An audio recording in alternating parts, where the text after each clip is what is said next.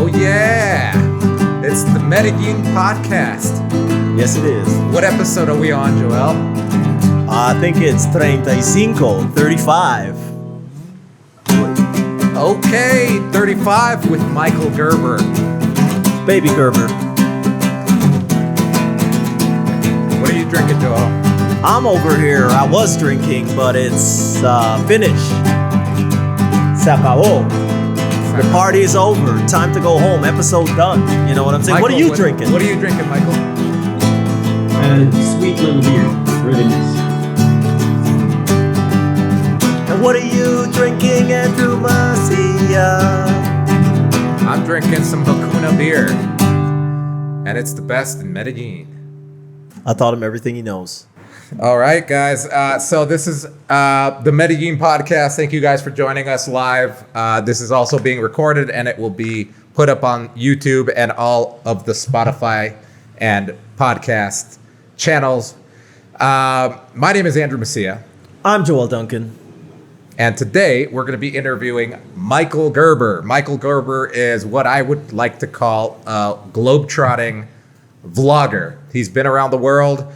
From Pakistan to Brazil, meeting people, learning about culture, food, and traveling, and the whole Corona epidemic or the pandemic has kind of put a stop to that. So he's here in Medellin. He's living in Medellin, and we're going to be interviewing him and asking him a bunch of questions. So stay tuned and make sure to get your drink. And one thing you did not mention is that he's a huge fan of Carole Baskin and the Tiger King. He is the real motherfucking Tiger King hiding out here. Look at them creepy ass eyes. But, hey, if you guys get this, don't get distracted. You know. Yep. All right. So Michael, go ahead and introduce yourself. Sure. Okay, let's start with the boring stuff first. I'm 25 years old and originally from Switzerland. I now travel since 2.5 years, full time kind of, with my Instagram, social media, and all the other stuff I do. And yeah, travel is my huge passion, but I explored it kind of late, just with like 22, 23. And yeah, I love to make videos about interesting topics, explore countries that are not so famous, like he mentioned Pakistan. I love to go to these places, and also I love to make videos about topics that not everybody would want to make because it could be controversial, or however you want to call it. And yeah. And where are you from, man? Where are you? What? Yeah, give us a bit of your background before. Tell us really quickly about the first 25 years in an elevator. You know, we're riding up to the 40th floor, and you got like a minute to tell us what makes you special. Go ahead, tell us about before you hit the road. Sure. Well, as I said, I'm from Switzerland, and in Switzerland, life is really easy, really beautiful. And as a kid, all the problems I had was I didn't have the newest PlayStation, so. A really good childhood. I had a lot of fun. Then I was an electrician, actually. In Switzerland, most people just work, so I was an electrician. Then I had a language exchange in California, and that's where I explored that I love to travel, to meet new people. So before that, my life was really boring before that. Wait, you had a language exchange in California? When did you move to California? That was 4 years ago, I think. I went there for 4 months, to get an English degree, an English certificate for my work. And I met so many people, especially from South America. That's also when I did my first travel to South America afterwards, to Brazil, because I loved the people so much. So much fun with Latinos. So much fun with Latinos. I got to put that on a t-shirt. Right. So much fun with Latinos. It's true. Michael, to let the people know that are tuning in on Facebook and on YouTube, let them know about your channel, about what you document on your YouTube channel, because you've got a lot of followers and subscribers on Instagram and on YouTube. Yeah, so I do really different things. On Instagram, I'm also a photographer, so on Instagram I post my pictures from my travels mainly and make stupid stories. And on YouTube I focus more on doing interesting videos for the countries I'm in, like the video I made about is Colombia dangerous, or about the hospitality in Pakistan. Like that's what my true passion is, to make videos about these topics, to show people how countries really are. Like in Colombia or in Pakistan, there's a lot of stereotypes that many of them are not true. Some of them are maybe true, but most of them are just too much. They're just not true. Right. Okay. And so what made you want to start the video blog when you started traveling? Was it something that you decided to do when you started traveling? Was it premeditated, or was it like, shit, I'm just going to pull out my camera and start documenting my trips? Yeah, I actually started just with photography, but exactly like 1 year ago, I made my first video in the Philippines. And I always said for like a year, oh, I will start making YouTube videos, but I never did it. So one day I just took my GoPro and walked around the city in the Philippines, and I felt like the biggest idiot. Like, hey, everybody, I'm Michael, blah, blah, blah. It feels like you're the biggest idiot in the city. And that's when I just started. Some people started to like my videos, and I love making them. So How many followers do you have now? on YouTube, I have 18,000 now since yes. And on Instagram? On Instagram, I have almost 200,000. 200,000 on Yeah. Instagram? Holy shit. So the question about that is, a year ago when you started, before you made that first video, where were you in terms of social media and following and stuff? Where were you a year ago? Yeah, my Instagram was already. I mean, I started traveling like 2.5 years ago, and at that time I had like 40,000 followers on Instagram, I think. And so wait, so let's take a step back, because my story sort of is later than yours. It started like yours and didn't end up like yours, because I didn't end up keep continuing on the path you did. But what made you? Obviously we're gonna come to Medellin and what you're doing here and all that sort of stuff. But what made you sort of shut down shop again? You went to get your go to the U.S. to do some studying and stuff. But what made you decide really like, hey, I'm gonna take off and start traveling, call it travel the world? And what was your so the big question is, what was your vision? What caused you to leave? And then what was your vision when you were leaving? Good question. So when I decided to leave, I had like 30,000 followers. I started to make money with Instagram, not too much, like $500 a month or something, which is nothing in Switzerland. And it was around April, and I just decided I will buy a ticket to Thailand, to Bangkok, in fall, in autumn. So I have no choice. I have to go, and I will just try to make more money. And that's when I decided to try it. And after like half of a year trying it, I earned much more money, and I could live everywhere I want. So I was like, huh. So how do you monetize? Sorry for the ignorance. I don't know, because it's not my space. How do you monetize Instagram? Because you said that you had a few hundred followers and you were making $500 a month. I mean, $500. A few thousand. You said 20,000, right? 20,000, but 20,000, 30,000. You're making 500. Okay, so you had a few thousand people following you, and you were making $500 a month. I'm sure people watching or listening will want to know, how can you monetize that following and get there? Well, first of all, how do you get to 20,000, and then how do you actually make the money? So nowadays, to get followers on Instagram is really hard. Like, if someone asks me how to get followers on Instagram, I tell them, do something else. Try TikTok or whatever. But Instagram is really hard now. But also the monetizing is, I know many Instagrammers that have a lot of followers, like 500K, 1 million. They make almost no money.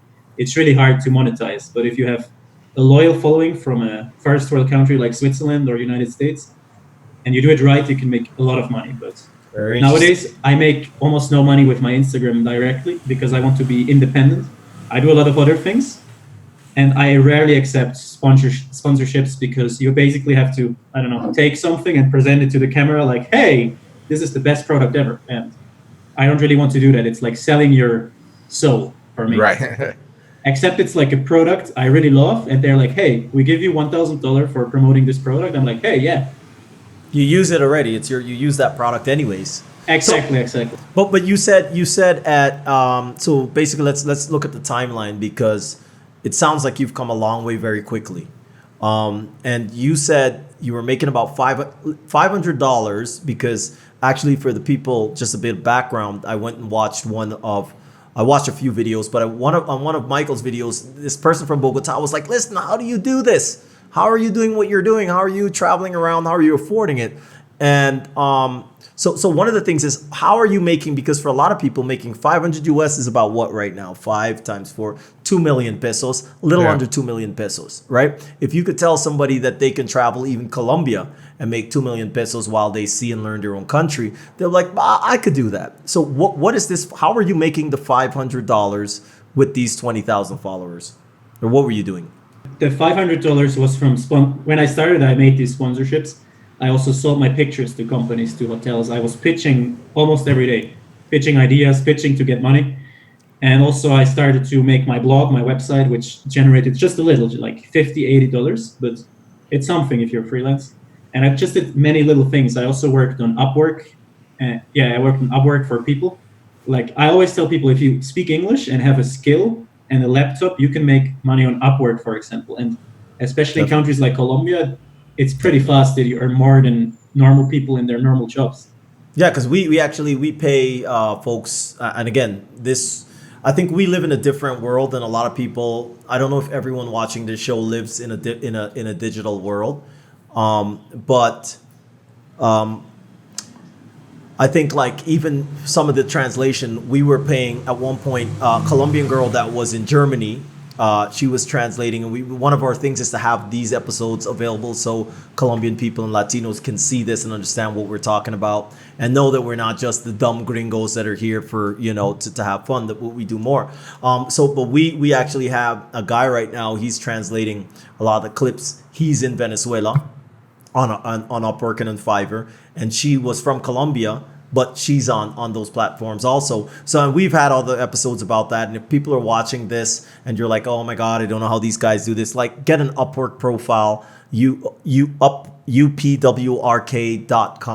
and figure out some things are like, like a graphic designer. They're not accepting a lot of graphic designers on this. You're a specific type of graphic design and stuff, but try to create a profile, because for anybody living here in the developing world, like for example, somebody like Michael or myself, I'm from Toronto, we've got a lot of different little options. And for us, like making $100 in a day, you're like, oh, okay, you made $100. But if you're here and you said, hey, I did this stuff online, I edited a video, or I edited some photos, or I sold a photo and I made $100 today, that's like nearly 400,000 pesos. So that's like a huge deal to people, Yeah, also I hire many people on Upwork from Philippines, or I have one from Ukraine, also one from Venezuela. And I pay them like pretty good salaries, because once they're good, I want to pay them more that they stay with me. And they earn so much more money. Like I have my video editor from Ukraine, he earns the same like doctors in his countries. But for me, it's still really cheap because it's the Ukraine. Incredible. Yeah. Yep. That's something that I think a lot of people don't really appreciate and don't understand, that a lot of people are like, oh yeah, well, you're hiring out in Venezuela, or you're hiring these people there, and that's so cheap or whatever. And then you realize, like, okay, you can't try to save the whole world and be an activist for everybody. Like, these folks are so happy to have consistent work. Like if you told them, hey, I want you to edit these videos, I'm giving you 3 videos per week, and you can eat better than a doctor in your country, they don't give a shit. And then we're going to get to this topic about haters and people speaking like out of context later, because I'm sure you've got a lot of those with the following you have right now. But Andrew.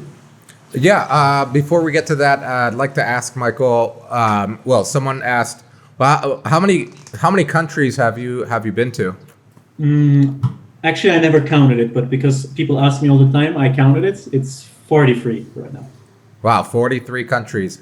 So one of the most prevalent videos that I saw, or countries that I saw videos of on your channel, was Pakistan.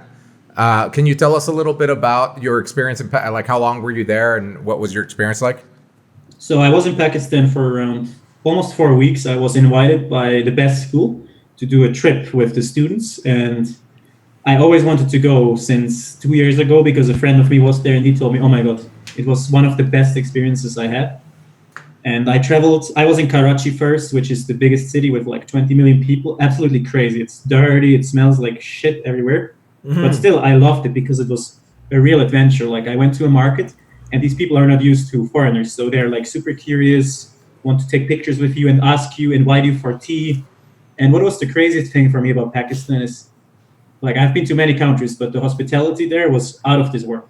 And if when I told my mother, for example, I'm going to Pakistan, she was like, "What the fuck? It's fucking dangerous. What are you doing there? Terrorists." But yeah, it's not the reality. Right, right. Yeah, yeah. I saw the videos and it was pretty amazing.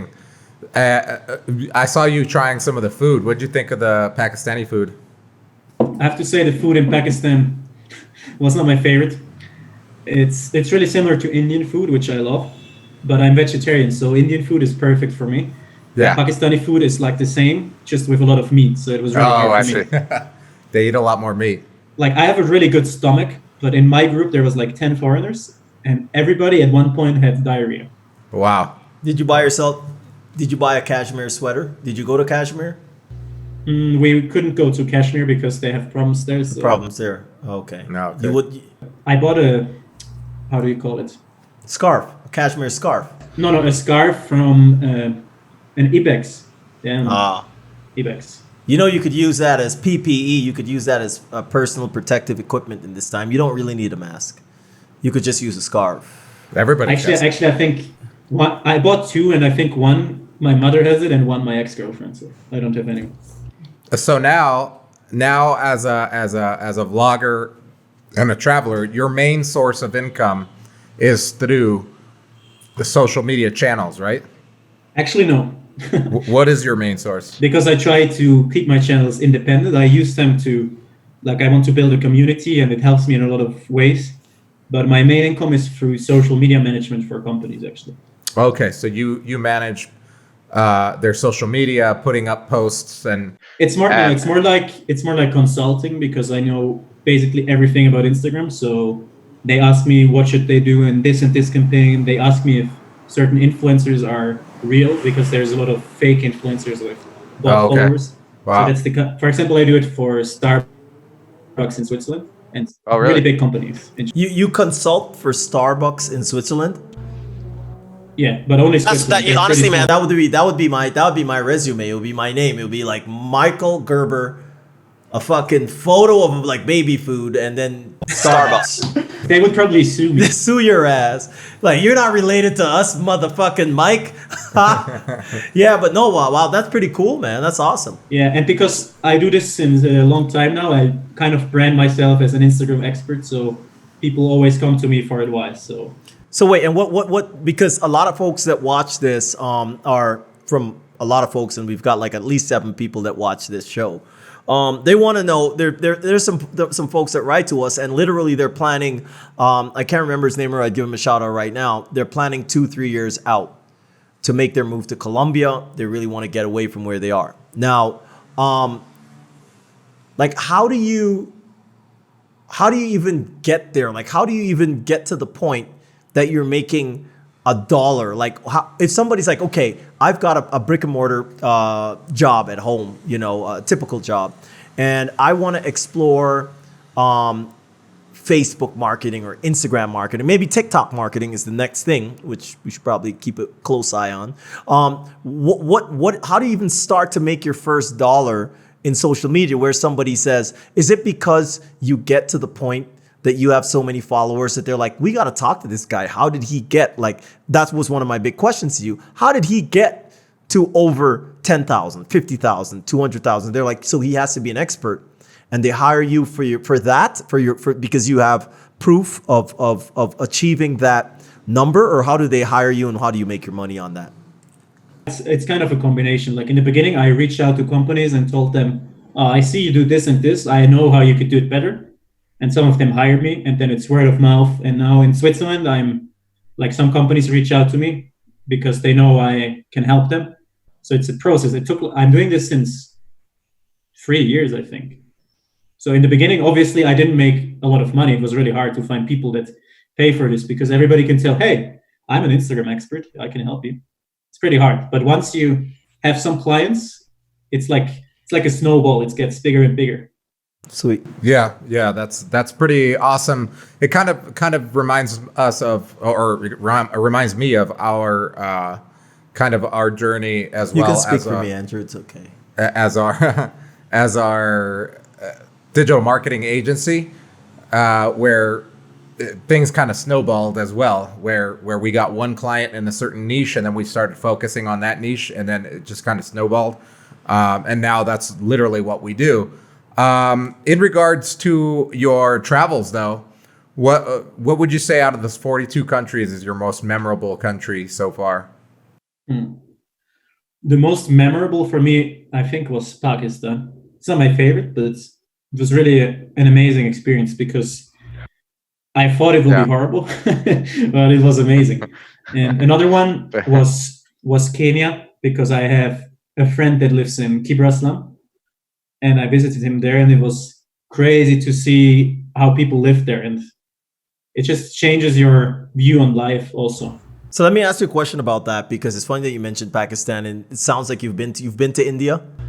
Yeah, I've been to India. I also loved it. So I mean, I'm half Indian, Cool. and yeah, I guess everybody just wants to be half Indian. That's so cool. But Regardless, what I found, and I don't know if this is like, I think like if any Colombian persons, because we hope to translate these episodes again, all of them should be translated. That's cool. When people say, "Oh, what's your best place that you've traveled to?" There's a lot of places that I saw, like beautiful beaches, beautiful different things that are like, wow, it's so like spectacular. But India, for me at least, was like, if I were like a Colombian person, actually maybe not so much, because there's some similarities between Colombia and India, but from Canada, when you bounce from like Canada, and actually I was a year living in Colombia, and I went to India, I was literally like, just my mouth was open the whole time. Yeah. I'm like, is this for real? Like, you literally feel like you took a spaceship and teleported to a different world, because you're like, no, everyone did not get off a bus and take a piss and a shit on the ground, and I'm watching it, and I'm trying to hide behind a tree. So, and actually, because travel writing is a big part of why I started traveling, and how I ended up here was because I used to freelance travel write, and I was writing an article about India. And I remember the first words, because, you know, in travel writing, and we're going to talk about if you do that, and your advice to people is you got to hit them really hard in the first like sentence. Even like the title has to be like there. And my thing was like my line, I still remember, and I've never, that's one of the articles, the only things I've never finished in life, but it started like this: nothing can ever prepare you for India. No Friends story, no National Geographic special. no reading. India is fucking crazy. And that's the way it started. And so I don't know if that's what you felt in Pakistan, because 40 some odd countries, you've seen a lot of similarities. So what is it? Yeah, go ahead. The thing is, I was only in Kerala in India. So Kerala is not like the huge crazy cities. It's not. So I think that's why. But in Pakistan, I experienced the first time Karachi. Karachi is probably like New Delhi. It's just crazy. It's nuts. Like, you see dirt, you see the slums, you see poverty, you see friendly people. It's just crazy. Because here in Colombia, right? Coming back from India, I was living in Colombia. I used to do a lot of volunteer work in my first 2 years here. And I used to be up in the mountains, in the really poor, in the hills, in the poorer areas. And I'd bounce around to different foundations, and I'd be like really poor places where I'd be like, wow, this is tough to watch. And then you go to India. and then you go to India and you come here and you're like, please don't complain. Don't complain. Yeah. Like, what you see in no, The go thing ahead. is, just in India and Pakistan, there's so many people. It's just different than here. Like here, okay, there is a lot of poverty, but in India, it's just like so many people in a small space. It's just crazy. Yeah, it's actually incredible. Yeah. I'd love to go to India. I haven't been. Definitely on the bucket list. What's that? Oh no! While we're on the subject of Pakistan and all those places, people were asking in the chat that, and thanks for joining us, by the way. They were asking like Pakistani food versus Mexican food. Which one you prefer? Mexican food all the way. Mexican All the food is way. one Okay, of my so- favorites. Yeah, but Indian Uh-huh. food I prefer over. Indian is my favorite food in the world. Right. Yeah. Yeah, when I used to eat meat, I used to love going to Pakistani restaurants because they eat so much of it. Yeah. And it's really in Pakistan, like every dish was super spicy. I can eat spicy, like In India, I usually didn't have problems, but in Pakistan, I almost died. So I'm going to say this right now. For anybody that, if you're Colombian, if you're a foreigner, I haven't been to Pakistan. I've been close to the border because I went on this camel safari, and it was one of the most amazing experiences in my life.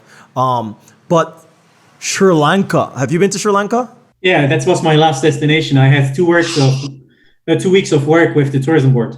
Well, I mean, okay. Sri Lanka is like the nature of Kerala in India, but without crazy people. Yeah, yeah. And it's much more organized. Like I would recommend Sri Lanka to everybody, like to my mother, Everybody. to you, to me. Yeah. It's just a really relaxed travel destination, but really beautiful. Yeah, I would think any Colombian person that really wants to go far and see, like, again, facts for people out there. If you don't know anything about Sri Lanka, it's about 70% Buddhist. So like most people, when they think like Buddhist temples and stuff, they think Thailand, which obviously is a lot more commercial. It's cheap, but Sri Lanka is even cheaper. And in the north, there's a lot of war. In the south, it's much, for example, like if you're a white woman, you probably don't want to go to the north of Sri Lanka. But if you go to the south, it's a different level of like respect and stuff that I think like even like a Colombian woman that's like, oh, I'm so accustomed to being with my family. If you want to travel solo to a place, Sri Lanka is like unbelievable, amazing food,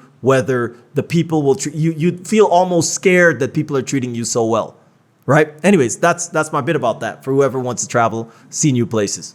Yeah, Sri Lanka is really nice. And while we are on the subject of like traveling, and given the current circumstances, traveling is like an fussy Luxury? subject, shall we say? Yeah. So George Hill was asking on the YouTube chat. He was asking what's going on with Colombia. I was going to Colombia this summer, but not sure due to COVID-19. Is Colombia allowing foreigners at the moment or anytime soon? So there's no better person than Michael to answer that, because me and Andrew, we were quarantined in a house reading a bunch of news, which could be fake or real. So how you feel, which is good. So George, we're going to answer that. By the way, George Gill is Leo's cousin, Leo Galpo's cousin, as far as I recall, if it serves me right. So yeah, you're going to answer that question. And we're gonna back up a bit because and we're getting to you, George, Jorge. Are you stuck here? What's happening with you right now? Why are you here? Why are you sitting with Tiger King behind you on a Saturday night? What's happening? Why are you here? Actually, my plan was to come to Medellin for like 2 months to learn Spanish. But I ended up loving it so much, so I extended my stay. 2 weeks? No, 2 months. Oh, okay. Initially, but I loved it so much I extended it for 4 months, and now I'm stuck here because of COVID. So I think I will be here a year probably, I guess. Wow. Yeah, I really like Colombia, so I want to travel a lot in Colombia, but I can't right now, so I have to wait. So was this your first time in Colombia? Yeah, my first time. Your first time in Colombia. Before Colombia, where were you? I was in Brazil for like 1 month because I have many friends there. And before that, I was in Paris, Switzerland, Kenya. Yeah. And a lot of places in Asia, like a lot. Okay. Yeah. So in regards to Medellin, as what has made you decide? Because you just said that you want to stay here maybe a year. What is the that deciding factor for you staying here that long? The thing is, I'm here just like now 3 months, I think. And I have so many great friends, Colombians mainly. And it's just so much fun. Medellin is like a perfect city to relax. Like you can do your work, but you can do whatever you want. You can make party, you can hang out with cool people, you can go hiking, you can travel in Colombia. It's really cool. Like It's very dangerous. It's very dangerous if you have a mission, because again, this is not my story. This is yours. But my story got halted right here, man. My aim was to be at the bottom of the world, and I just got stuck. I did an about turn in Ecuador. Yeah, I can understand it. Like many people told me how amazing Medellin is before I was here. I was always like, yeah, I was in many places. It will not be that crazy. But now I love it like a lot. It's my favorite city in the world now. Behind my city, of course, in Switzerland. But I don't think so, because if it really were your favorite, you wouldn't be here. Let's be real. You'd be back in your favorite city. the thing is, if I would have unlimited money, I would live in Switzerland. I would have really nice apartment in Switzerland and travel from there. But it's just too expensive. much. It doesn't make Yeah. sense. Yeah. Yeah. Like I see. here for like if you earn dollars or euros, you can have a really nice apartment in the best area of the city, like pretty cheap. And in Switzerland, you would get a garage for this money. So hold on before we pass this, and I know Andrew's gonna take it away on the next one. He's got something coming for you, but here's the thing. And the reason that I'm stressing on this is because I was on. I looked at the video, which we're gonna get to, of you trying Colombian snacks, and someone from Bogota asked, and I promised that we'd answer this, and I want to make sure that people are really clear that don't get it twisted with what you see on Instagram and on Facebook and on YouTube, and you see these dudes like producing these high-end videos with fancy cars, or they're traveling all over and they're jumping off with their GoPro into blue water, and you just think that that's what they do all day. What Michael said, I'll let him clear it up, but what Michael said is his Instagram doesn't pay him. I don't know if he's on TikTok. TikTok does not pay him. Facebook does not pay him. Other people who want consultation services on what to do on Instagram, and obviously he has to know that, or else he's gonna fuck himself over if he tells them a bunch of bullshit. He's providing services to bigger businesses. It's not that people just want to, and he's a photographer. Michael, by the way, I'm a professional photographer also. I started the same way that you did. And photography, you can make a lot of money if you're settled in a certain spot, but you're not going around. Nobody's buying your panda bear photos every day. Nobody's buying your beach photos because there's 5 million beach photos out there, and yours is minutely better than the other person's own. So just one thing I really want to clear up for Colombian folks watching this, for folks that are sitting back home and being like, oh yeah, this guy's got 200,000 followers, he's doing this. He works, and he works in something else other than just looking glamorous on a social media channel. You have to have some other type of hook, and that's even for me. What I had to learn is that I thought that my first sponsor was Nokia, the telephone company, but they sponsored me with the telephone, and it got damaged in 2 weeks. I can't eat a telephone, and I can't eat a damaged telephone. So then what do? You got to find other ways of making money. So just to let you know, anybody that's watching this, it's not that Michael's traveling around the world taking beautiful selfies of himself and little monkeys and like making this shit ton of money. You have to have something else. Anyways, Andrew, I'm sure you got something you coming in with. No, well, I just wanted to ask Michael, where in Medellin are you living right now? I'm in Poblado, in Gringolandia. In Poblado, and that's I'm assuming an apartment building that you live in. Yeah. Yeah. Because I plan to stay 2 months, so Right. I didn't speak any Spanish. It made sense to stay in Poblado. Wait, you didn't speak Spanish before you got here? I mean, I knew hola, ¿cómo estás? But this is 2 months. This has been 2 months. I'm embarrassed, Andrew. I'm here. I'm 2 here months? I'm here since 4 months, minus 2 weeks that I had work.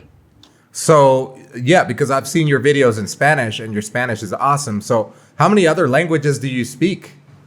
Depends on the interpretation. It's like 3 or 5. Oh, okay. Swiss German and German, obviously. You just made me feel ashamed of myself. Felipe, he made me feel ashamed of I say Spanish más o menos. You made me feel ashamed of myself, Michael. I've been here for 8 goddamn years, Michael. I've been here for 8 years, 9. Depends on who you're asking. Depends on what time of the day it is. And I have not done one full podcast in Spanish. So we're putting it out there, by the way.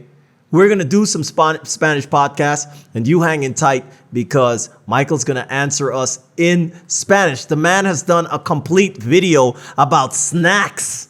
Claro que sí. Obvio, bobis. And he didn't speak any Spanish. So Wow, what the hell am that's I pretty waiting amazing, yeah. for? What am I waiting for? Let's get out Yeah, there. that's We're going to pretty talk some amazing. Spanish. Amazing, man. Great accomplishment. Spanish memes that he doesn't know, apparently. Obvio, bobis. Oh, yo, Obvio, bobis, es que parce. No, obvious. Wait. Obviously, microbviously. You don't know that. Obviously, microbviously. I could teach you some things just because I don't say Say it. Yeah, sure. Okay. Andrew, what else? What you got? Give us something with obviously, Mike. No, well, You I got guess nothing with it- obviously? obvio, microbio. No, but you're copying me. I said that. What? Ok, pues podemos intentar en español, Michael. Michael, la pregunta Michael Schumacher. una de las preguntas que yo tenía, pues que yo escribí acá, es ¿cómo comparas a Medellín a las otras ciudades grandes que has visitado en cuestión de seguridad? Depende. Yo creo las ciudades en Europa, por ejemplo en Suiza, Alemania, son mucho más seguros. Pero para mí Medellín es un poquito como París, por ejemplo, o Londres. No es peligroso, pero si eres un idiota y no sé, te vas a... Si eres te un vas- idiota. si te vas a ¿Eres un áreas... imbécil? Sí, exactamente. Si te vas a áreas que son peligrosas en la noche, obvio es peligroso. Ok. Nah, Ah. en serio, Michael, me da pena. En comparación con Brasil, Medellín es mucho más seguro. En Río de Janeiro, siempre yo tengo miedo, siempre. En Medellín, nunca. Ok, vamos a seguir un poquito, un poquito más en español, porque yo tengo como 8 o 9 años intentando hablar español y Michael tiene 2 meses. 3 meses y medio. 3 y medio. meses, menos 2 semanas o algo así, pero está hablando bien español. Es soltero. ¿Eres soltero? Sí. Soy proxeneta. Entonces vamos a conseguir proxeneta. Michael, ¿Cómo es? entonces, una de las preguntas más importantes es que si ya se aprendió las groserías en español acá. Obvio, Bobis. Obvio. Obvio, Bobis. Qué chimba. Qué chimba, mi chimba. Bobis. Qué verga, monda. No, pero qué ver- Monda. Monda.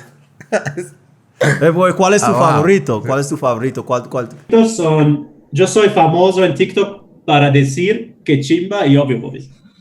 Really? Si mis seguidores son como Michael, di obvio, Bobis, por favor. Di, por favor. Ok, bebé. Estamos en el TikTok en este momento. Michael, dime obvio, Bobis. Obvio, Bobis. And that's just how Michael makes his money. Rolls around the world saying shit like obvio Bobis. That's how I gain followers on TikTok. That's how you basically. get. That's how you gotta do it, man. Like, if you're a foreigner and want to become popular on social media in Colombia, use Yeah. TikTok and make videos where you say Colombian shit.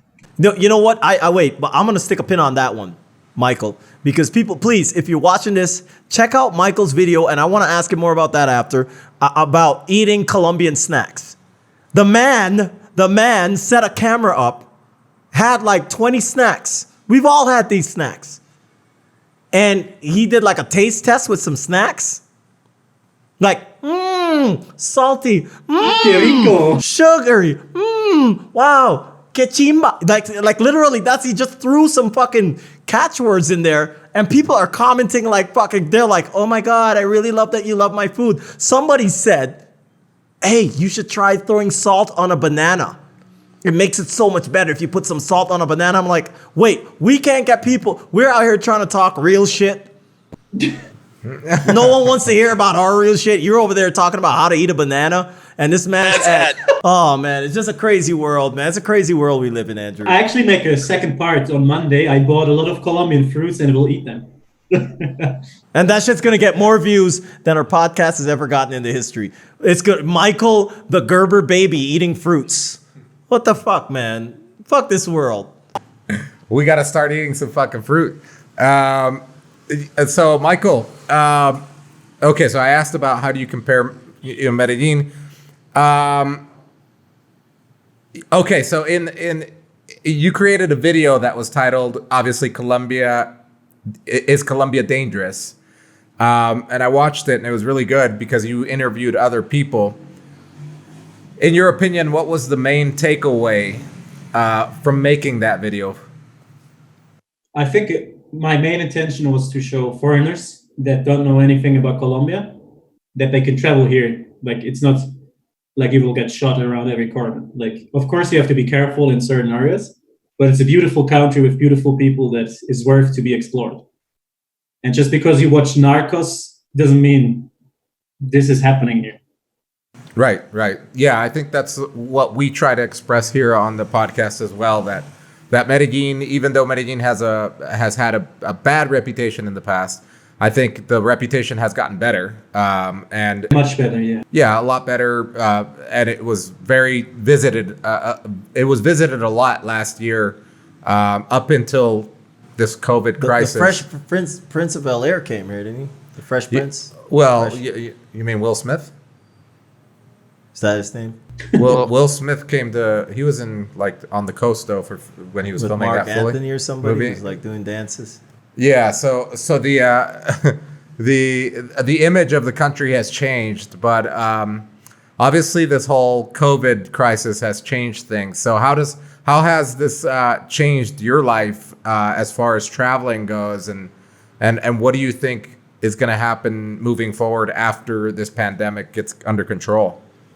Yeah, like obviously I had a lot of plans in Colombia. I had plans to go to many places. Like I had flights to San Andres. I was supposed to be 2 months in Cali too. Learning salsa or what? You're gonna learn some salsa, or what are you gonna do over there? Yeah, actually I was planning to take classes, and I have really good friends in Cali. Like, Yeah, you dance salsa already? You dance salsa? I have no, Because we're gonna try to set you up with dates before you get there. We're gonna cut this. No, I have no idea about dancing. Zero. that's what you know. What that shit's gonna go viral. Michael dances salsa. Yeah, my followers are all like, I have no shame usually, but when it comes to dancing, I'm like a little kid. I'm like, Yeah, you don't strike me as the type that would have a lot of flow. But here's the goddamn truth of the situation.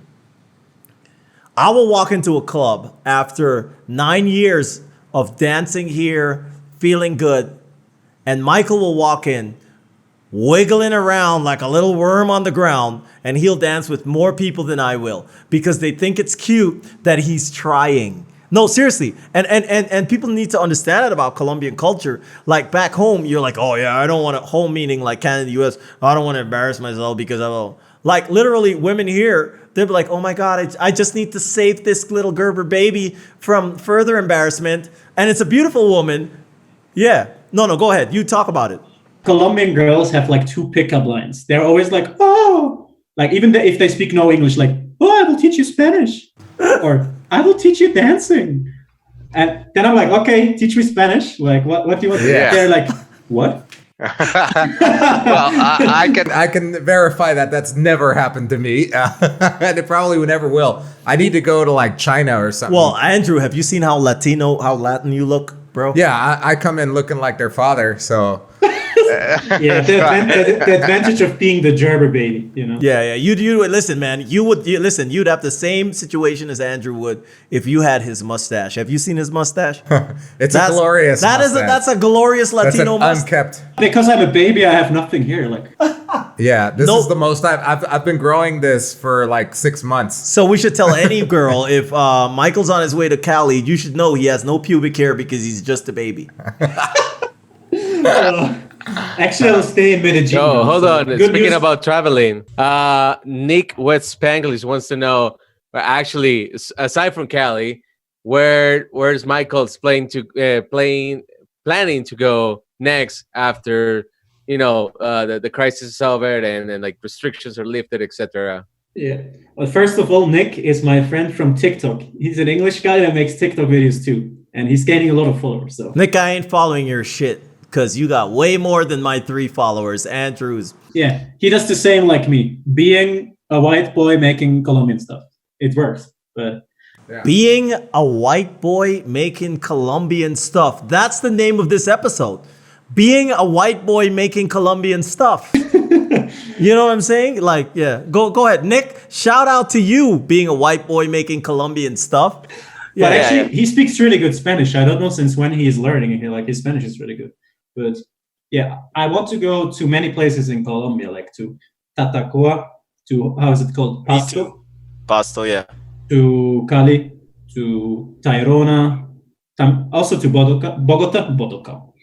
Bogota, and to San Andres, and what is it called? This mud volcano. And there's Yes, near Bogota, yeah. So question for you, man. Like, when I'm traveling as a single man, by the way, if I am not a single man when I'm traveling, I travel a lot differently.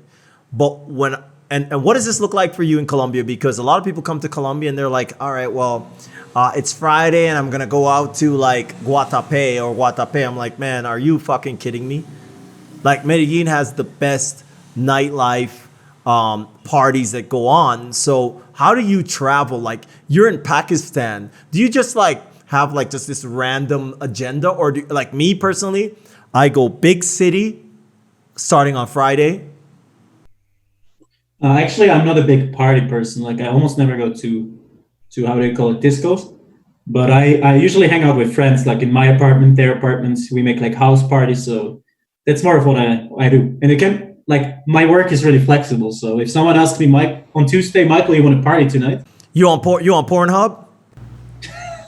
I mean, I use it too.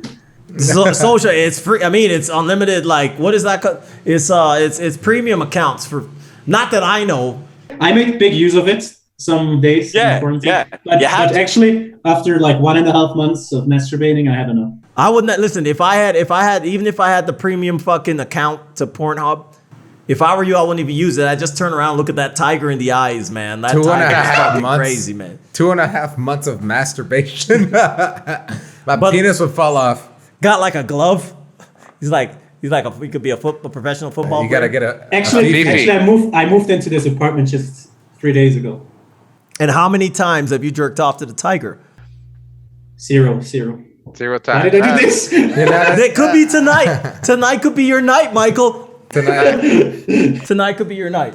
How many people are going to unfollow us for talking about jerking off the tigers? Fuck you. I have no relation to this content at all. Everyone has left the Oh, chat. you will. Oh, you will. Everyone has left the chat. Quick question. One of our former guests, Chris Cajoles, who owns the Tejo in Medellin, which is where he teaches people how to play one of Colombia's national sport, which is Tejo. Tejo. So he asked, would making a TikTok, account and doing videos on TikTok help a business like his? 100%. That's I mean, if you do it correctly, yes, because there's a lot of brands on TikTok now. They make really funny content, and it works like with everybody, with everything. I saw people making, I think it was toilet paper brands that have like Right. 200,000 followers. So You it just have has to to make- be. Yeah, the main audience is pretty young, like 13 to 25. So it has to be a really short attention. Wait. and- Sorry. Back up.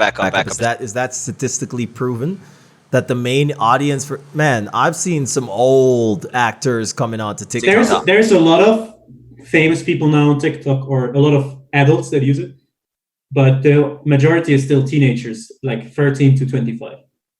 But like most Okay. of my followers are from Colombia on TikTok, and are like I have followers that are 8 years old, but also Does that get- get weird? Does it get weird for you? You're 25, you're like an 8-year-old's like, hey, how you doing? How's your day? Like what Well, happens? can someone Huh? like actually like contact you or Of course. send you a message on TikTok? No. I don't know. I'm old. And TikTok, you it's deactivated on default, but you can activate messages. But my Okay. Instagram is connected, and I get like at least 50 messages a day from TikTok. You said actually one thing. My observation from TikTok, from making two amazingly non-viral videos, is that no, but legitimately as a business. And Chris asked the question. Anybody else in Medellin, listen, get on the train right now. Don't wait for a year from now. Get the name of your business. Go get Tejo Medellin. I started pretty late. I started like 5 months ago or 6 months, I started last week, so you're good. but I have 35,000 followers now almost. That's fucking incredible. But here's the thing. Go ahead. You go. Wait, go. so to get to those 35,000, you think those are carried over from like the Instagram accounts? They're like, No, because They're you just- can't link your TikTok from Oh. Instagram. TikTok is really smart. They let you link your other accounts, so people have more motivation. You can link your Instagram and YouTube. So if you have a viral video, I had a viral video in Colombia with 500,000 views, and I had like so many story views on Instagram, and so like I had like 700 messages, all like, "Hey, I saw your TikTok video," and also like famous Colombian bloggers that are like, "Hey, I want to collaborate with you." It's like TikTok is crazy right now. Amazing. But there's a reason. There's a reason why it's crazy right now. And I understood it. I was on there for literally last week was my first weekend. And if you're creative in any way, it's so much more dynamic than Instagram. Because yes, you can do like an Instagram story, but it's like, it's basically what Instagram did to photos, to like photographers. TikTok is doing for videos. And a video, you can, like, for example, if I send you a video message for 15 seconds, it's way more than me sending you one photo, which might take me 15 seconds, whatever. Even if I just speak into it.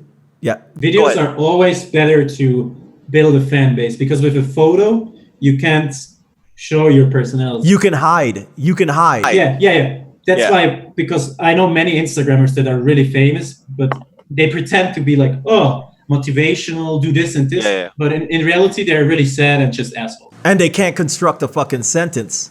Yeah. And they're not creative. They've got great bodies. I'm not hating on them. On TikTok, you also have two kinds of people. You have the ones that actually do creative content, like funny or good or something like that. But you also have the handsome boys and the hot girls. Like I have like 500K likes on TikTok and like 35,000 followers. But there's some girls that just show their boobs.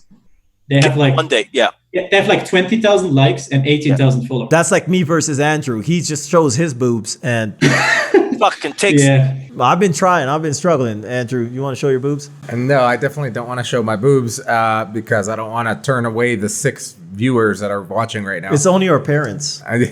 Yeah, they've seen my boobs already. Let's see. I had another question for you in regards to living in Medellin now. So you've only been here a couple months, but you haven't been out because we've been in quarantine for a whole month. Actually, I have been in a lot of places in Medellin. Oh, where have you been? Obviously in Poblado.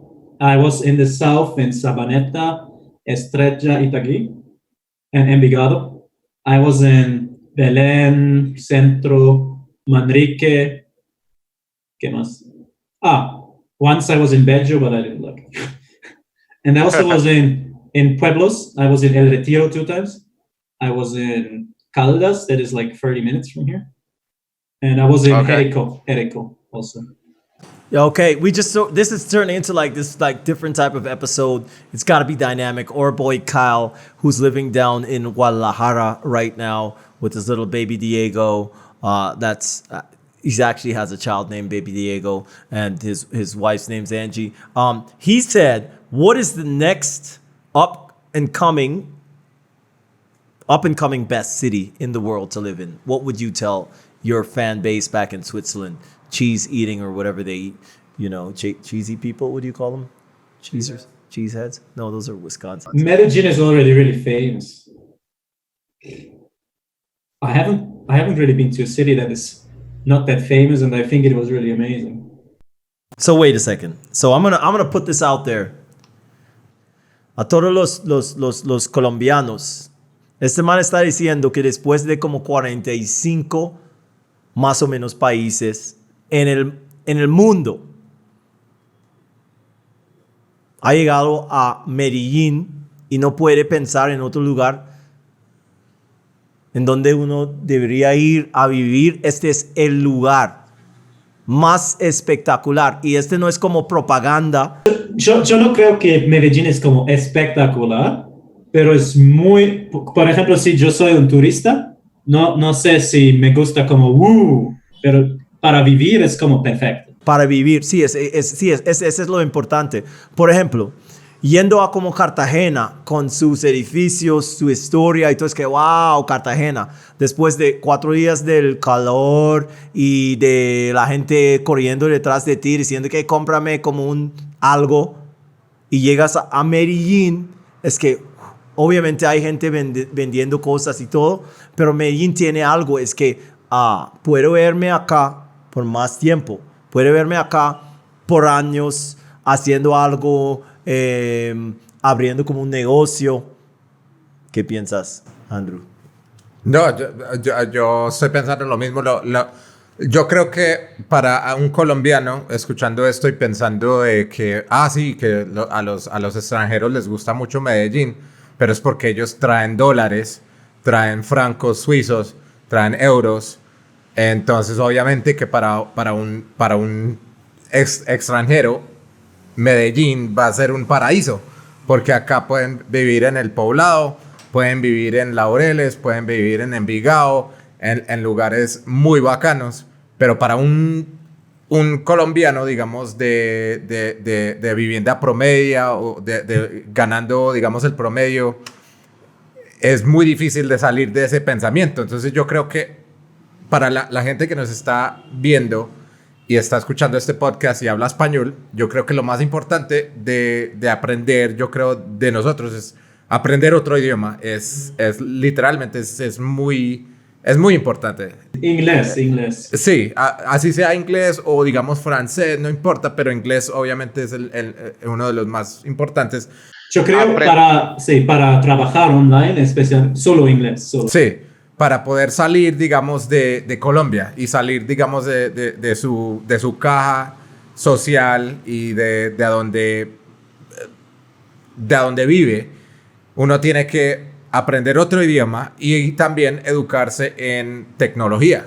Obviamente que uno puede ir con inglés y ser un doctor y vivir en otro lugar, pero tiene que ir allá y vivir en ese lugar.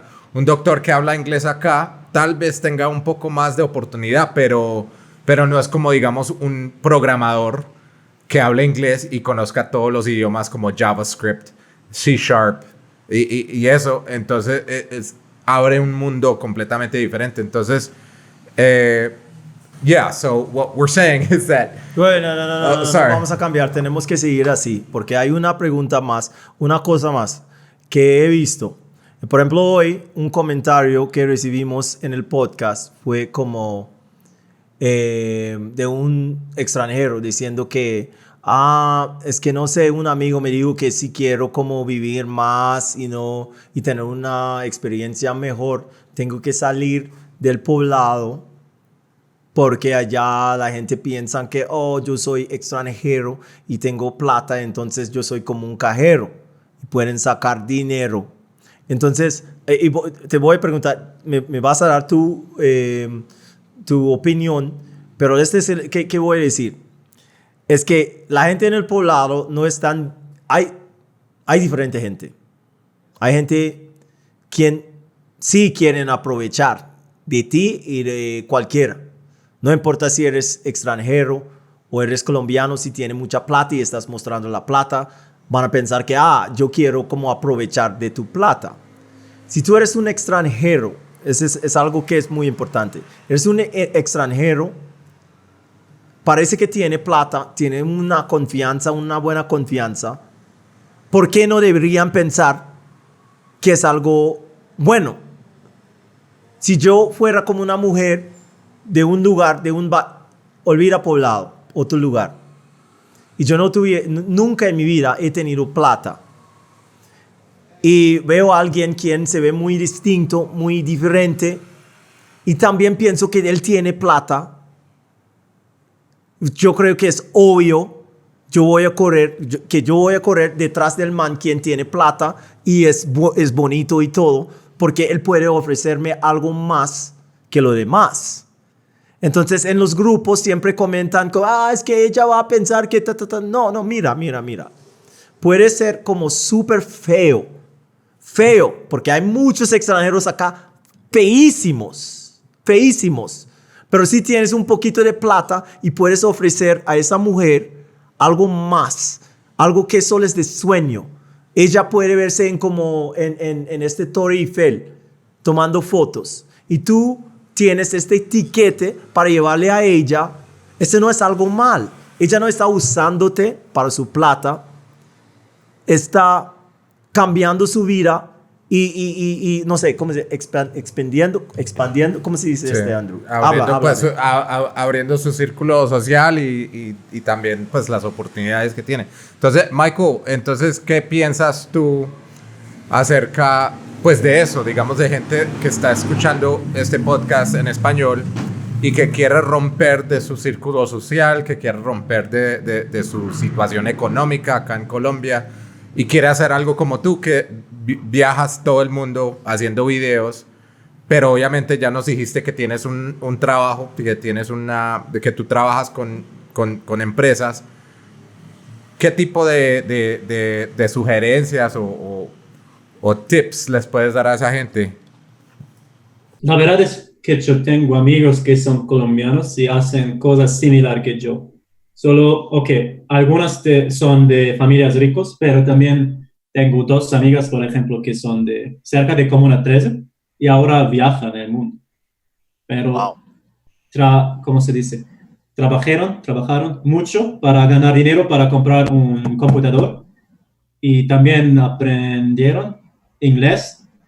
Y después cuando ellos trabajaron, también, ¿cómo se dice? They started to build their business online. Empezaron a crecer el negocio en línea. Sí, pero como 2 años. Les tomó 2 años. No, pero pero 2 es años nada. no es nada. No es No es nada. nada. 2 años van así. Sí. Pero obvio son muy inteligentes y con mucha dedicación, es muy importante. No No, pero puedes todo el ganar, mundo- sí, no puedes ganar mucho dinero online si haces nada. No es posible. Claro, uno tiene que Especialmente seguir. si eres de un barrio pobre, por ejemplo, es más difícil, es más duro, pero es posible. I want to change this. And I mean, if Kyle, if you're still listening, and some of our friends online still listening, we talked about this a lot this week because I take it a lot more seriously than Andrew does because I'm trying to get to the bottom of it psychologically. So, Michael Gerber, baby food motherfucking manufacturing motherfucker, I got questions to ask you. Tell us about some haters. Do you get haters? Do you get people writing or commenting on some shit that hits you in the heart or in the balls sometime? And like, what does that feel like when you got a bunch of haters behind you? Actually, I don't give a fuck about haters. Like, I really don't care. Like, I feel actually bad for these people because Why is they that? must be. Because if someone takes the time to comment on one of my videos, like, you're a motherfucker, you're an asshole, whatever, they must feel really sad and lonely to do this. I actually feel bad for them. It doesn't affect me. It only affects me if people I care about would say, Michael, like, with this video, you did something really stupid. Like, this was shit. Like, that hits me because, like, actual friends of me would say this was wrong or was stupid. So then I would think about it. But if someone makes, like, normal criticism, like, Michael, I like your videos, but in this video, like, I didn't like that you compared this and this. You could have done it differently. Yeah, Like, I will think about it, and if I did a mistake, I will also feel bad, maybe, or change it in the future. So me and Andrew got a group we're trying to start if you want to join us. And anybody else that wants to join us, it's called Hugs for Haters. We're gonna hug you, we're gonna hug you and put our arms around you because we got all sorts of people. You know what? Here's the thing, Michael. I'm gonna tell you this. This is my take. I've been looking at it really like analytically. Like, listen, it's something that Jamie Foxx said. I mentioned it in other episodes with Joe Rogan. If you're gonna take the time out, by the way, to watch an entire episode, and this guy did this the other day, and he commented negatively every like 5 minutes. So that means you watched the whole video. Why are you watching something that you don't like? Same today. There's a girl from Spain. She's like 15 years old. She doesn't follow me, but she replied to all of my stories from the last 2 weeks where I made a Spanish mistake. Yeah. I don't like if someone comments my Spanish mistake, I like it actually. Yeah. But always like, ha, mistake, ha. And then I made a comment that European people are in average taller than Latinos, which is true. And she was like, no, that's not true. Just because you're European doesn't mean you're taller. And just stuff like this over like 2 weeks to every video. And I was just like, what is wrong with this person? Like, I feel bad for her. Like, what is wrong in her life? Yeah, I think people need a mission in life, and many people don't have that. What's So- your mission, Andrew? So they have to actually create that mission. Don't by dodge hating my on question. people. I asked you what's your mission in life, Andrew. My mission in life. Well, my mission in life is to take care of my parents. Like my real mission, obviously. Apart from that, it's just to meet women. I think it's a pretty good. It's a good mission. It's a Like good mission. that's Valid. other than that, like I want to take care of my parents and have fun. And meet women. Yeah, and have fun with women. Taking care of the parents and then the fun. Listen, Yeah, no, trust me. I could do both. I can multitask. Joel knows I can multitask like a woman. I'm gonna say it's a very hey now. The man says he wants to take care of his family, his parents, and meet women.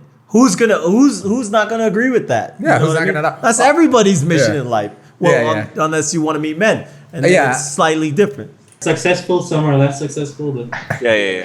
Yeah, I mean, and it's one of those things that like I'm one of those people that I like to be with women, but I don't like to be with them. Like You know, I know what don't you wanna- mean. I think yeah, I think kind of everybody on this right now kind of knows what I mean. I love women, But you like to go home and just like or them to play go video. home. Okay.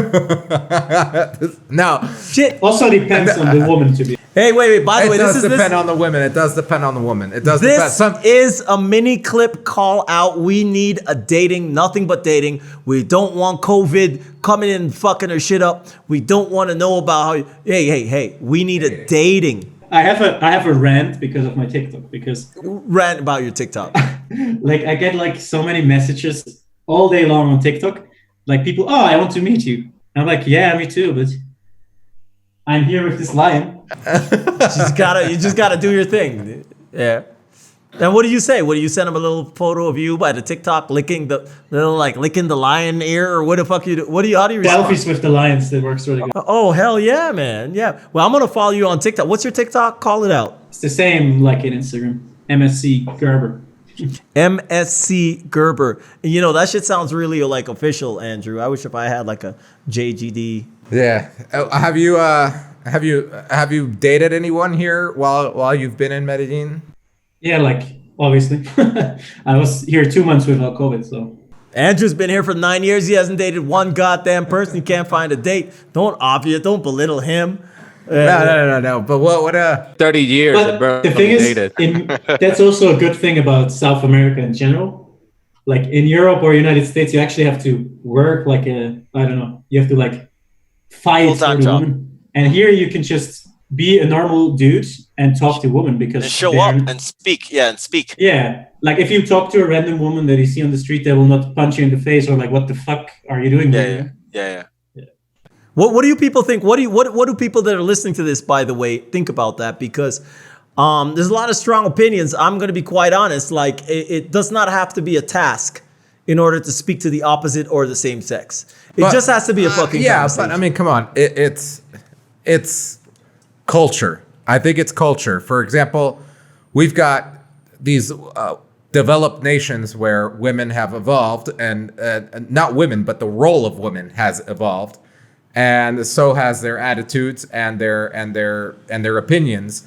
So whether it's a game or not, you have to respect it. You got to respect the game. You can't hate the player, hate the game. Go somewhere else. And that's, I think, what a lot of people have done, right? I never had a problem also in Europe to date women, but it's just annoying. Like, it's just annoying. So this is a big topic that I think we need to take. Yeah, but it's not only the woman; it's also the man that are annoying. Like, Yeah. I would say as a Latino in Southern California, I fared pretty well because I had like the Latino factor with the white chicks. The mustache. He means the mustache. Yeah. So I never had to actually go to seminars and read books about like the game and shit. Like, and I saw that evolution of guys having to actually take courses to be able to talk to a woman. To me, that was like so incredible. that's the thing too. Like in Switzerland, I have many friends. Like some of them are super handsome. Like they look like models, are super tall, are funny, have good jobs. But once they talk to a woman, they talk like a baby. Like they're so shy, and it's really common in. You ever look at them and be like, you motherfucking Gerber? You ever just throw your last name back at them and call them a Gerber? Anyways, that's just the things that go through my head. Will keep me up at night. But it's for real. You know, honestly, we've got troll. I don't even know if they're real people talking a whole bunch of shit. By the way, if you are listening, if you're stupid enough to continue listening to something you don't like, they called me and Andrew. They said that we're actually beta men. Remember that? Beta men. And I actually don't. I'm different than Joel. Joel actually reads comments and trolls and I don't actually react to all of them. I just listen to them. And but you read them. Yeah, you read them. Like I I don't actually read them because I don't want to miss the good feedback. the good like, stuff. Yeah, Yeah, yeah, and of course. I try to react to every comment like as much as I can. Of course, I ignore the like trolls and stuff. But if someone leaves like a really nice comment, like if I have respond to. to them, it means a Yeah. lot to them. I also Yeah. Right. I try to respond to every message on Instagram, for example. It's a pain in the ass, but so you never say beta male my dick, bitch. You never say stuff like that because you can't. You can't. We can't. I don't believe in this system with alpha and beta. Like, I mean, I get the point of all this shit. Like, some men are just too nice and don't say what they actually want. But just to be nice to a woman doesn't mean you're not a man. Yeah, exactly. Like, you I can do agree both. with that. Like, I always want to, like, if I'm not respectful to a woman, I will punch myself in the head. Like, it's really important. Yeah, I agree with that. I grew up with women. Yo, by the way, if anybody's listening to this right now, if you're live, if you're watching the episode, we want to do a dating episode, but we want to make it like a massive sort of like panel dating episode. We're obviously going to need a moderator. His name is Felipe Luis. He's over there. Where you just can't come and blurt shit out, but we got to talk about different people's dating experiences here. What you think if you're like the master game player, if you're beta. Like, I think it'd be amazing to Andrew turns his volume up on me. He try to but seriously, I think like a dating episode would be amazing. And we need both men and women. For me, this is a really interesting topic because I've been in so many countries and it's different in almost every country. It's really interesting. What's the difference here? Like, for example, also from Colombia to Brazil, there's a huge difference. Like, and then from here to Europe, it's a huge difference. And then from here to Asia, it's another huge difference. And it also depends if you're white, if you're Asian, if you're Latino. It always depends. right, and I think well for us it's a lot different because of the fact that we are. Can you grab me another beer, Joel? The fact that we are in our 40s basically now. We're 39. I'm not. We're both 39. Joel's actually older than me, and yeah, we're both almost 40. We're single. We're independent basically. I'd like to start a family but as time goes by, it's like, okay, maybe I'm not going to get there, but life could still be fulfilling. I mean, you can't force it, For me, if some people, also in Colombia, like there's many people that are like, oh my God, in 5 years I want to have babies and a family. Yeah. I'm like, why? Like, if I meet the perfect woman and I'm the perfect man for her, yeah, it can happen, but I can't force it, It can happen now, it can happen in 5 years, in 10 years, who knows? Right. Yeah, exactly. Well, for you, because how old are you right now? 25. Yeah, you're 25. You still have literally 10 years. You could be 10 years. So I don't have 10 years. So I think you can't force it. That's what I mean. You can't force it. Yeah. And so it would be interesting to hear other people's perspectives on, what their dating life is like. So we'll probably have you back on. For those of you guys watching on Instagram, I keep saying Instagram. We're not live on Instagram. We're live on Facebook. We're live on YouTube. Welcome to the Medellin podcast. We're interviewing Michael Gerber, who is a pretty famous vlogger, globetrotter. He's giving us insights. He was a baby Gerber. So we're talking about obviously his work and what he does online, which he consults bigger companies for, with his social media. But also talk about his life here in Medellin and life traveling. And it's kind of like we're shooting the shit. We are shooting the shit. A few friends just shooting the shit and talking about things because we're quarantined and we got nothing better to do. Can I got to jump in here for a real quick sec for those of you listening because Julian David, we're not ignoring your question. It's a real question.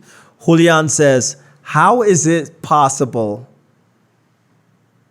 not to be the best, or how is it not possible to be the best fucking city in the world if you're living here for so cheap? For him, he says it takes too long to have a date because you are foreigners. It's a little bit easy for you. So even the best girls are in the poorest neighborhoods. For me, speaking to a woman is almost impossible. So let's talk about Paisa men for a second. So this is a Paisa man, I'm assuming. I've never met Julian personally, but we're connecting through people. He's saying it's nearly impossible for him, which for me is like a little crazy because we see our Paisa friends, when we go out with them at least, it's like we feel soft because these guys are like, wow, she's okay. So in the US and Canada, like to make physical contact with somebody in a nightclub, and not for me so much because I also am from the Caribbean. I grew up very much like people here. So you go up, you touch, you talk, not touch without permission, but you touch, you talk. You're very like physical. You're like that. In Canada, at least, you're taught not to be like that, not to be too. You gotta like. You always have to play this game.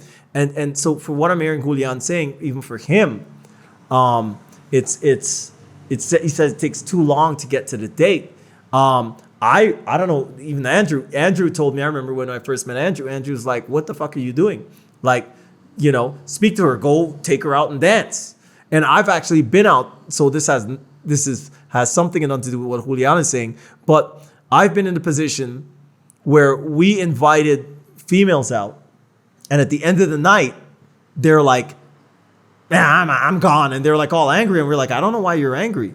And she said, "Because you didn't invite me out to dance, to reggaeton, not to ballroom dancing, but to like dance physically with her." Perreo intenso. Yeah, exactly. I can't roll my R's like that. Yeah, but Julian's saying that it's that we're foreigners, and that's the reason why it's that easy. And so if anybody else is watching this, is it really that? Is it like the foreigners go in and they control shit because they're foreigners? Because I watch Paisa dudes all the time roll up. They just go like this and stick their hand out. What do you think? I don't think it. I mean, if you're a foreigner, I think you have an advantage. But if you're a fucking boring dude, no girl will care about you except you give them money. But if you're a cool dude, no matter where you're from, you will find women that are attracted to you. Like, yeah, I'm a cool dude. I agree. If you're a cool dude and you're authentic, like you don't have to do anything. It's just women are interested in authentic men. Does anybody think Andrew Messia is a cool dude? If you do think Andrew Messia is a cool dude, write into us and tell us. And if you don't think he's a cool dude, As I already said, what's that? I have many Paisa followers on TikTok. If someone wants to do a TikTok with me, Yeah, I'm into TikTok. I'll do a TikTok with you for sure. Yeah, we got to do a TikTok and telling women what we have. Yeah. Telling them my credit score. I got a 900, baby. Come on. and I can move my titty like this. I can move it. Yeah. that is actually more impressive than the credit score. Yeah. Wait. Let's see if we can do it. Everybody, flex your titty on camera. 1, 2. I can't do it. Just squeeze the titties.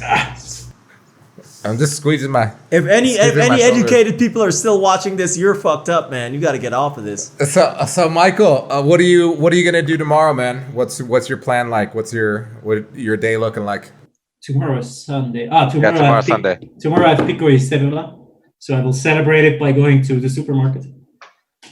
And I actually have to work tomorrow, so it's quarantine. There is not so much to do. But in my new edificio, we can use the pool. Actually, you can make reservations to use the pool. Reservations to use the pool. Yeah, because it's not legal to use it more than 2 people. Okay. So you can make you have to actually coordinate. So tomorrow I can use the pool. So pretty excited, actually. Nice. So you said that you're vegetarian? Yeah, I'm vegetarian. How is that treating you here in Medellin with vegetarian options? If you live in Poblado or Laureles, it's like the easiest thing ever. Like, there's so many vegetarian, vegan restaurants, so I never had a problem. And I mean, the paisa food is not really vegetarian friendly. But there's so many restaurants I never had a pork. What's your favorite vegetarian restaurant? My favorite one is Cafe Sorba. Oh, hell yeah. Their pizza is awesome. And actually, right next to it is Saika with Indian food, which is really good. I love Zyka too. You know, you should try Namaste. Namaste. Yeah, they're on Rappi. Yeah, they're on Rappi. What's the other one? You're gonna name another one. One I order a lot from. It's not vegetarian, but they have a lot of vegetarian stuff. It's Mundo Verde. I also really like. Oh, I love Mundo Ete, yeah. You should check out Dharma. I know Dharma, but I think they don't deliver. They do now. Check Rappi. Oh, they're on Rappi now, yeah. Check Rappi. They're there. Yeah. They're doing daily Yeah. lunches. I think I saw them, but only during lunch, right? Yeah, only at lunch. Yeah, Dharma is really good because I used to have my lessons in Cafe Pergamino, so I tried all the vegetarian restaurants in that area. Yeah. Yeah, for those of you guys that are vegetarian or just like to eat healthy, make sure to check out Dharma restaurant in Poblado. They are all vegan, plant-based, and the chef is amazing, so make sure to check her out. She's pretty amazing. Check her out on her. I showed some of my Colombian friends the food from Saika because most Colombians never had real Indian food because it's really authentic Indian food. Like, it's really good. Michael, what would you tell someone that wants to come to Medellin or is thinking about traveling to Medellin? What would be your top advice? My advice would be not just to come for a few days, like take at least a month or some months. Like, you will love it. If you come here for a few days, I don't know if it's that amazing, but if you're here for a few weeks at least, you will probably want to stay longer. It's just really cool. And definitely learn Spanish. Like, the Spanish is so helpful. Like most of my friends that are Colombians don't speak any English, and that I can communicate with them it makes it so much better. Obviously. Actually, speaking about that, by the way, back to Julian David, you said like you can just go out without speaking a word. Let me give you the plight of a foreigner here. So yes, there's a certain girl that doesn't give a fuck what you're saying because she's trying to sleep with you. Fair enough, right? Like, I could be out in Japan and the girl doesn't give a fuck what I'm saying. She's like, wow, American boy, right? Cool, great. That's great, Julian. But when you actually want to get like a little deeper with a girl, and I know like sex is great for all of us. We all want fucking sex. But when the sex is over, you got to talk about something. And if you can't speak the language, me and the next guy, or the next girl, you just hit me? We're still the same. Yeah, but that is, for example, also my problem. I mean, I speak basic Spanish, but like in English or in German, I talk about really deep topics sometimes, and in Spanish I can't do that. So if a girl only speaks Spanish, it's already much harder to have like this really deep connection with each other. Yeah, that's a really good point. Yeah, and I don't like to talk, so that's yeah, that's my problem usually, is that I don't talk. But Joel's a little different. Like, literally, he could be on the phone with a girl for a long time, and I'm like, it doesn't matter. You know, every person is different. You have to do everyone's what you different. like. Yeah. But like for example, here's like a real scenario, right? You're like laying there, and the girl like goes like this, and she goes, little finger or thumb finger, and you just say hola, si. It's fucked up, right? Shit could get really fucked up because you don't know what she's saying. That's what I'm talking about. What do you like both? Andrew said both. I don't know. You just said no. You could just say, you know, I like the fist. But it's actually also why I learned Spanish so fast, because I'm just speaking to Colombians that don't speak English. Oh, I thought you said because both the fist was up. No, nothing to do with the fingers. No, wait. What? I think in Spanish is worth learning just to say que pena. Que pena. Okay, fuck que pena. I hate que pena. Any Oh, foreigner? I made a question. I made a question and answer on my Instagram, and one girl from Medellin wrote, "Come on, yo tengo pena, me das pene." Oh. That's Wow, that's not shy. That's For those not of you bad, guys, though. I like that Yeah, shit. that's not shy at all. Tengo pena, pero me das pene. Wow. No one's ever said that to Julian. No one's ever said that. No one said that to me. And she was like, "Ah, it was just a joke, just a joke." It was just a joke. Yeah. Okay. Yeah. Okay, shit. So I guess wrapping up for those of you guys watching on Instagram and on this, I keep saying Instagram on Facebook and YouTube. Thank you guys for joining us. We're live on these episodes. We're also recording them, so the recorded episode will be posted. And make comments. We'd love to have you guys on too. If there's someone out there that wants to be on the show and just shoot the shit. Gerber I reached out to him actually. It was a funny story because I saw his video where he tried like the different Colombian foods or the different Colombian candy basically. And I was like, that's pretty fucking funny, man. And it was genius because there were so many comments and he did it in his Spanish and his Spanish is great. So I'm like, I saw him in one of the Facebook groups and I messaged him and I said, hey, Michael, we're the guys from Medellin podcast. We'd love to have you on. And he responded quickly and he said, yes. So we're very fortunate to have him here. Michael, for the people watching and listening to you in Spanish, un consejo, sugerencia a la gente que quiere, digamos, viajar fuera de Colombia después de la cuarentena de COVID. ¿Qué sería tu sugerencia, digamos, a alguien que no tenga plata, que estén pensando de salir de Colombia, pero es difícil, obviamente no es fácil para todo el mundo? ¿Qué les sugería? El problema es que viajar con el vuelo es muy caro en América Latina, pero tienes que, ¿cómo se llama? Ahorrar como dinero para comprar un billete para el vuelo, pero cuando estás en un nuevo país, por ejemplo en América Latina, tienes muchas opciones. Puedes trabajar por un hostel, que es muy chévere, por ejemplo. Puedes trabajar 5 días y 2 días tienes como para viajar y conocer gente. Y también hay cosas como con organizaciones, like charity. Y no es como solo viajar, pero es una experiencia. Y conoces mucha gente en todo el mundo. Y cosas así puedes hacer gratis, más o menos. Wow. Okay. Muchas gracias. Thank you for listening. I think that we're out here trying to do something for fun. We started this podcast for fun. Just like Michael started his vlog for fun, traveling, and he gained. That's how it should be. If you start with the money in mind, it's never a good idea. Yeah, and so we're doing it for fun, and we're also doing it because we love this city and we love this country. I am fortunate enough to have been born here in Colombia, so I'm Colombiano, and I love Colombia, and I want the world to know that my country is amazing and that it offers more than just cocaine and prostitutes. I want people to know that that it attracts people like Michael, who he himself has said that he doesn't like to go just out to party. He's literally talking about going to Tatacoa, to Pasto, to various places where many even Colombians haven't been to. Which is amazing, and this is the type of message that I want to spread.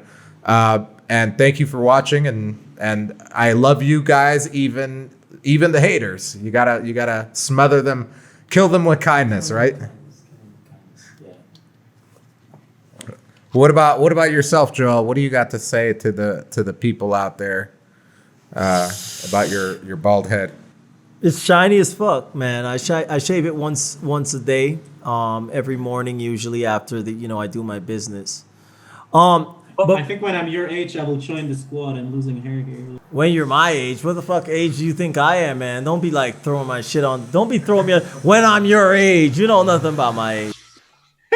Like what? Like how old am I, Mike? When I'm your age, this motherfucker, you uninvited.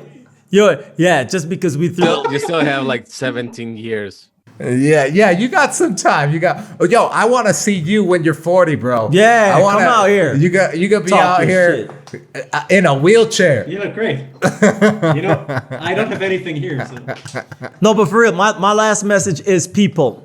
Like, seriously, I will push this agenda, as this one guy said, my leftist swing, and I'm not talking about my penis, has to do everything with the fact that we are all one motherfucking people. If right now somebody is suffering, whether it be your family member or your friend, or your employee, or your motherfucking enemy, find a way to help that person out, because you don't know when you will be on the other side of the equation.